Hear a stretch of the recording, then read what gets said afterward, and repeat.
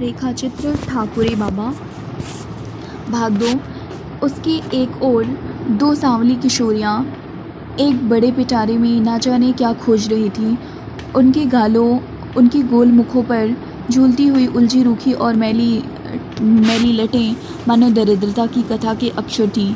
दूसरी ओर फटी दरी के टुकड़े पर एक काली कलूटी बालिका फटा और तंगा कुर्ता पहने सो रही थी।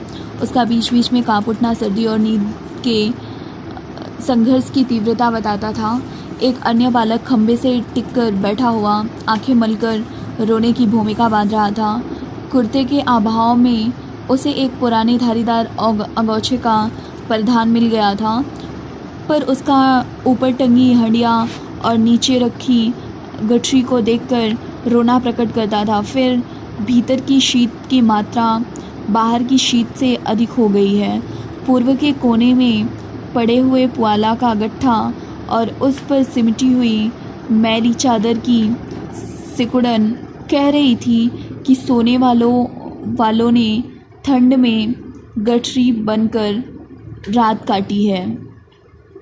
एक श्यामांगिनी युवती बाहर बालू के गड्ढे खोद कर चूल्हे बनाने में लगी थी। कुछ गोलाई लिए हुए लंबे रूखे और उभरी हड्डियों वाले मुख पर छोटी नथ हिल हिल कर कभी ओठ कभी कपोल का ऊपरी भाग छू लेती थी। सफ़ेद बूटीदार लाल लहंगों की काली गोट फटकर जहाँ तहाँ से उधड़ रही थी। पीली पुरानी ओढ़नी में से व्यक्त शरीर की दुर्बलता को जल्दी जल्दी बालों निकालने में लगी हुई हाथों का फुर्तीलापन छिपा लेता था। भक्तिन दो उंगलियां ओठ पर स्थापित कर विस्मय के भाव से बड़बड़ाई, अरे मोरे बपई, सगर मेला तो यहीं सिकिल आवा है। अब ई अजाब घर छाड़ के दूसरा मेला को देखे जाए। उस पर एक क्रोधपूर्ण दृष्टि डालकर मैं अभ्यागतों से संभाषण का बहाना सोच ही रही थी कि घूंघट वाली के सहज स्वर ने मुझे चौंका दिया। पाल आगी दीदिया, आपका तो हम पचे बड़ा कष्ट दीन है। पालागन के उत्तर में क्या कहा जाए यह मेरी नागरिक प्रगल्भता भी ना बता सकी। इसी से मैंने नहीं कष्ट काहे का, जगह की कमी से आप ही लोगों को तकलीफ़ हुई कहकर शिष्टाचार की परंपरा का जैसे पालन किया। फिर मैं अपनी कोठरी की व्यवस्था में लग गई और भक्तिन मोटे चावल और मूंग की दाल की खिचड़ी मिलाकर और काले तिल के लड्डू लेकर दान परंपरा की रक्षा करने गई। वहाँ से लौटकर उसने खिचड़ी चढ़ाई। खाने के समय भक्तिन को दिख करना मुझे अच्छा लगता है, क्योंकि इसके अतिरिक्त और किसी भी अवसर पर वह मेरी खुशामद नहीं कर सकती। उल्टे 10-5 सुनाने की कमर कसे प्रस्तुत रहती है। गुड़ में बधे काले तिल के लड्डू बहुत मीठे होने के कारण मैं नहीं खाती।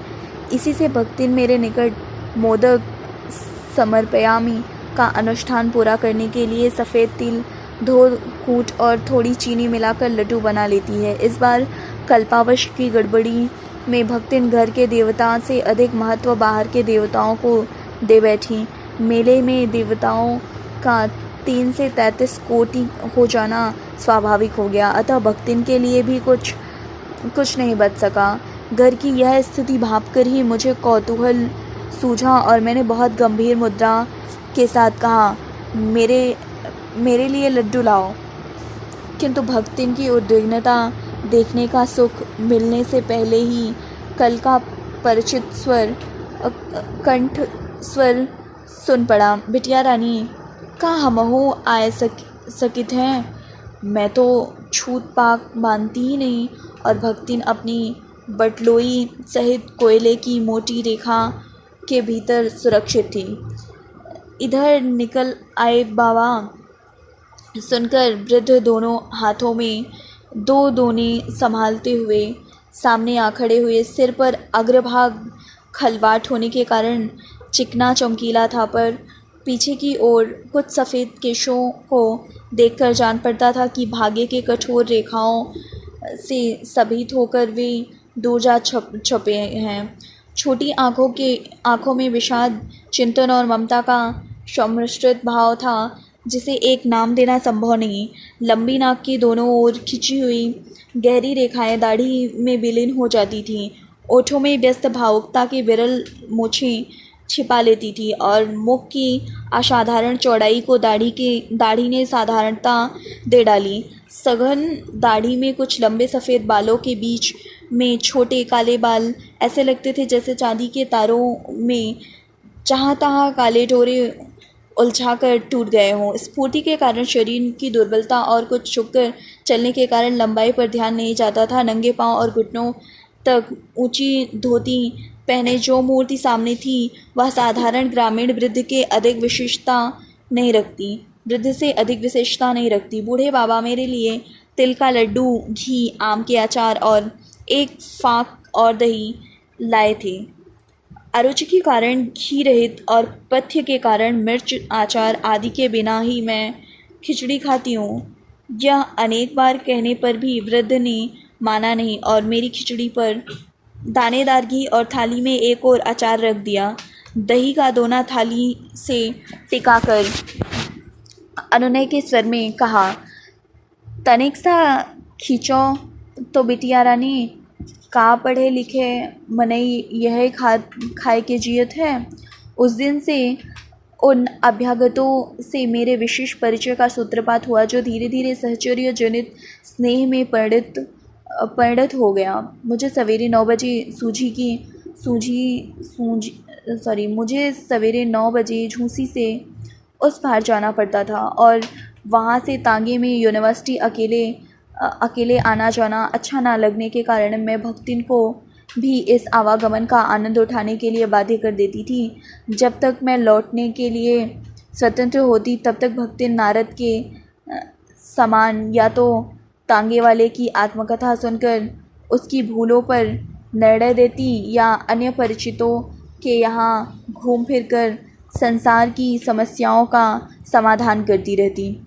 सवेरे आने की हड़बड़ी में खाने पीने की व्यवस्था ठीक होना कठिन था और लौटने पर जलपान का प्रबंध होने में भी कुछ विलंब हो जाता था। मेरी असुविधा को उन ग्रामीण अतिथियों ने कब और कैसे समझ लिया, यह मैं नहीं जानती, पर मेरे पर्णकुटी में पैर रखते ही जलपान के लिए विविध पर सर्वथा नवीन व्यंजन उपस्थित होने लगे। फूल की बड़ी कटोरी में बाजरे का दलिया और दूध, छोटी थाली में सत्तू, गुड़िया, पुए, रंगीन दलिया में मधुर मुरमुरे, चने और भुने शकरकंद आदि के रूप में जो जलपान मिलता था उसे पंचायती कहना चाहिए, क्योंकि सभी व्यक्ति अपने अपने चौके में से मेरे लिए कुछ न कुछ बचाकर सीके रख देते थे। एक साथ इतना सब खाने के लिए मुझे जीवन की ममता छोड़नी होगी।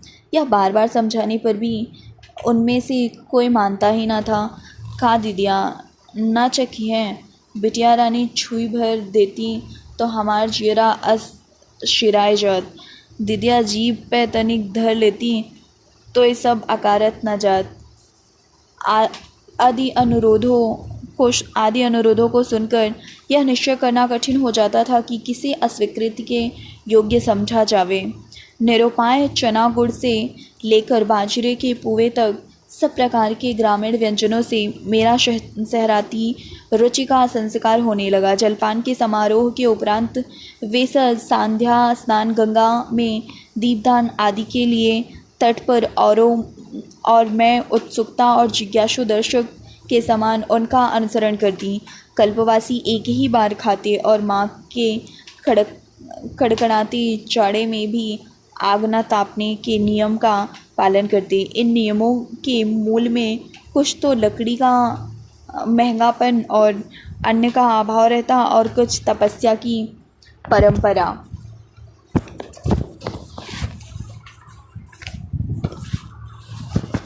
पर मुझे सर्दी में अलाव जलता हुआ देखना अच्छा लगता था। लकड़ी कंडों का अभाव तो था ही नहीं। बस पर्णकुटी के बाहर बड़ा सा ढेर लगाकर मैं होली जलाती और अतिथियों की गृहस्थी के साथ आई हुई एक पुरानी मचिया पर बैठकर तापती। उनके बच्चे जो कल्पवास के कठोर नियमों से मुक्त थे और मेरी भक्तिन जिसका कल्पवास परलोक से अधिक इस लोक से संबंध रखता था, आग के निकट बैठकर हाथ पैर सेकते। सच्चे कल्पवासी अपने और आग के बीच में इतना अंतर बनाए रखते थे जितने में पाप पुण्य का लेखा जोखा रखने वाले चित्रगुप्त महोदय धोखा खा सके। इस विचित्र सम्मेलन का कार्यक्रम भी वैसा ही अनोखा था। कोई भजन सुनाता, कोई पौराणिक कथा कहता, कभी किंवदंतियों के नए भाष्य होते, कभी लोक चर्चा पर मौखिक टीकाएँ रची जाती। कबीर की रहस्यमय उलट बासियों से लेकर अच्छा बल खरीदने के व्यावहारिक नियम तक सब में उन ग्रामीण की अच्छी गति थी। इसी से उनकी संगति ना एक रस जान पड़ती थी ना निरर्थक। इस संपर्क के कारण ही मैं उनकी जीवन कथा से परिचित होती गई। बूढ़े ठाकुरी बाबा भाट वंश में अवतीर्ण होने के कारण कभी होने के कारण मेरे सजातीय कहे जा सकते हैं।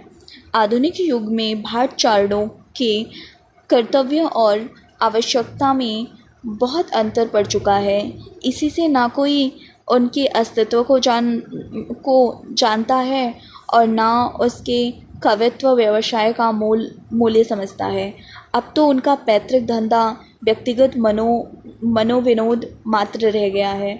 समय के प्रवाह को देखकर ही ठाकुरी बाबा के पिता ने तुकबंदी के लिए मिली हुई प्रतिभा का उपयोग साधारण किसान बनने में किया और अपनी दिवंगत प्रथम पत्नी के दोनों सुयोग पुत्रों को भी नीति शास्त्र में पारंगत बनाकर भावुकता की प्रवेश का मार्ग ही बंद कर दिया। दूसरी नवोढ़ा पत्नी भी जब परलोकवासिनी हुई तब उसका पुत्र अबोध बालक था, पर पिता ने प्रिय पत्नी के प्रति विशेष स्नेह प्रदर्शन के लिए उसे साक्षात कौटिल्य बनाने का संकल्प किया। इस शुभ संकल्प की पूर्ति के लिए जैसा भगीरथ प्रयत्न किया गया, उसे देखते हुए असफलता को दैवी ही कहा जाएगा। संभवतः पति की निमित्तता से भागकर परलोक में शरण पाने वाली माँ पुत्र को बचाने के लिए उस पर भावुकता की वर्षा करने लगी हो सकता है कि कौटिल्य ने दूसरे कौटिल्य की संभावना से कुपित होकर उसकी बुद्धि भ्रष्ट कर दी हो, पर यह सत्य है कि हठी बालक ने अपना पराया तक नहीं सीखा। नीति के अन्य अंगों की तो चर्चा ही क्या, हताश पिता ने इस घोर शिक्षा का भार बड़े पुत्रों पर छोड़कर अपने जीवन से अवकाश ग्रहण किया। सौतेले भाई बड़े और गृहस्थी वाले थे। इसी घर से घर द्वार सब उन्हीं के अधिकार में रहा और छोटा भाई चाकरी के बदले में भोजन वस्त्र पाता रहा। उसका कवित्व भाइयों के लिए लाभप्रद ही ठहरा, क्योंकि कोई भी कला सांसारिक और विशिष्टता व्यावसायिक बुद्धि को पनपने ही नहीं दे सकती और बिना इस बुद्धि के मनुष्य अपने आप को हानि पहुंचा सकता है, दूसरों को नहीं। जब जात बिरादरी में छोटे को अविवाहित रखने का टीका टिप्पणी होने लगी तब भाइयों ने उसका एक सुशील बालिका के गठबंधन कर दिया। भौजाइयों ने देवरानी को सेवा धर्म की शिक्षा देना आरंभ किया। दंपति सुखी नहीं हो सके, यह कहना व्यर्थ है। दासों का एक से दो होना प्रभुओं के लिए अच्छा हो सकता है, दासों के लिए नहीं। एक ओर उससे प्रभुता का विस्तार होता है और दूसरी ओर पराधीनता का प्रसार। स्वामी तो साम दाम भेद द्वारा उन्हें परस्पर लड़ाकर दासता को और दृढ़ करते रहे और दास अपनी विवश झुंझलाहट और हीन भावना के कारण एक दूसरे के अभिशापों को विविध बनाकर उससे बाहर आने का मार्ग अवरुद्ध करते रहे।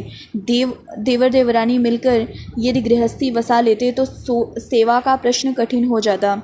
इसी से भौजाइयाँ नई बहू की चुगली करके उसे पति के निकट अपराधिनी के रूप में उपस्थित करने लगी। पत्नी की निर्दोषिता के संबंध में पति का मन विश्वास और अविश्वास के हिडोले में झोंके खाता था, पर ना उसने अपने विश्वास को प्रकट करके वधू को सांत्वना दी, ना अविश्वास प्रकट करके अपने मन का समाधान किया। गर्वीली पत्नी भी अपनी ओर से कुछ ना कहकर अविराम परिश्रम द्वारा मन का आक्रोश व्यक्त करने लगी। ठाकुरी बेचारे कभी ठहरे, शुष्क यथार्थ उनकी भाव बोझिल कल्पना के घटाटोप में प्रवेश करने के लिए कोई रंध्र ही ना पाती। कहीं विरहा गाने का अवसर मिल जाता तो किसी को भी मचान पर बैठकर रात भर खेत की रखवाली करते कोई 12 मासा वाला रसिक श्रोता मिल जाता तो उसके बैलों का सानी पानी करने में भी हेठी ना समझते। कोई आला उदल की कथा सुनना चाहता तो मीलों पैदल दौड़े चले जाते। कहीं होली का उत्सव होता तो अपने कबीर सुनाने में भूख प्यास भूल जाते। अपनी इस काव्य वाचकता के कारण वे कोई और काम ठीक से ना कर पाते थे। नागरिक शिष्ट समाज के समान कोई और उन्हें 50 रुपये फीस देकर गालेबाजी के लिए नहीं बुलाता था। इसी से अर्थ की दृष्टि से कभी ठाकुरी दीन सुदामा ही रह गए। किसी ने मैली पिछौरी के खूंट से थोड़ा सा तिल गुड़ बांधकर उदारता प्रकट की, किसी ने पतरौटी में सत्तू पर नमक के साथ हरी मिर्च रखकर आतिथ्य सत्कार किया, किसी ने सुलगे हुए कंडों पर 2 भौरियाँ सेकने का अनुरोध करके काव्य मर्मज्ञ का परिचय दिया। इन पुरस्कारों को पाकर ठाकुरी प्रसन्न न थे, यह कहना मिथ्यावाद होगा। उनकी काव्यजनित प्रतिभा भाइयों की उपेक्षा, भौजाइयों के व्यंग और पत्नी की मर्म पीड़ा का कारण थी, इसे वे नहीं जानते थे। कुछ वर्षों में पत्नी ने उन्हें एक कन्या का उपहार दिया, पर इसके उपरांत वह विश्राम और पथ्य के अभाव में प्रसूति ज्वर से पीड़ित हुई और उचित चिकित्सा के अभाव में 1.5 वर्ष की बालिका छोड़कर अपने कठोर जीवन से मुक्ति पा गई। ठाकुरी उसी रात आल्हा सुनाकर लौटे थे। माता की मृत्यु का उन्हें स्मरण नहीं था। वृद्ध पिता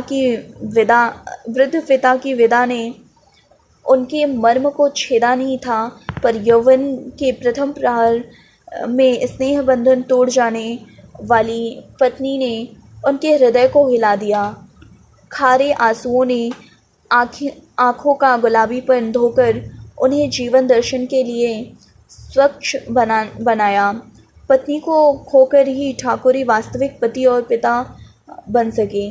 घर में बालिका की उपेक्षा देखकर और उसके परिणाम की कल्पना करके वे अलगौजे पर बाध्य हुए और घर की व्यवस्था के लिए अपनी बूढ़ी मौसी को लिवा लाए, पर कन्या की देखरेख वे स्वयं करते थे। आला उदल की कथा के प्रेमी पिता की बेला विनोद के समय उनके कंधे पर चढ़ी हुई घूमती थी और काम के समय पीठ पर बंधी हुई उनके काम की निगरानी करती थी। किसी के हंसने पर ठाकुरी कह देते थे कि जब मजदूर माँ अपने बच्चों को लेकर काम करती है, तब पिता के ऐसा करने से लजाने की कौन बात है। बेला के लिए तो वही बाप है और वही माँ है। बालिका जब 6-7 वर्ष की हुई तब ठाकुरी किसी काव्य प्रेमी सजातीय के सुशील पर मातृ पितृहीन भतीजे को ले आए और बेला की सगाई करके भावी जमाता को अपना कामकाज सिखाने लगे। भाग्य संभवतः इस देहाती कवि से रुष्ट था। इसी से शिक्षा समाप्त होते ही भावी जमाता के चेचक निकल आई। वह बच तो गया, पर एक आँख के लिए संपूर्ण सृष्टि अंधकारमय हो गई और दूसरी में इतनी ज्योति शेष रही कि ठोस संसार भाप का बादल सा दिखाई पड़ने लगा। पिता ने कन्या की इच्छा जाननी चाहिए, पर वह हठ में महोबे की लड़ाई की उस बेला के समान निकली जिसने पिता के बाग में लगे चंदन की चिता पर ही सती होने का प्रण किया था। बेला ने बचपन के साथी को छोड़ना नहीं चाहा और इस प्रकार ठाकुरी बाबा वचन भंग के पातक से बच गए।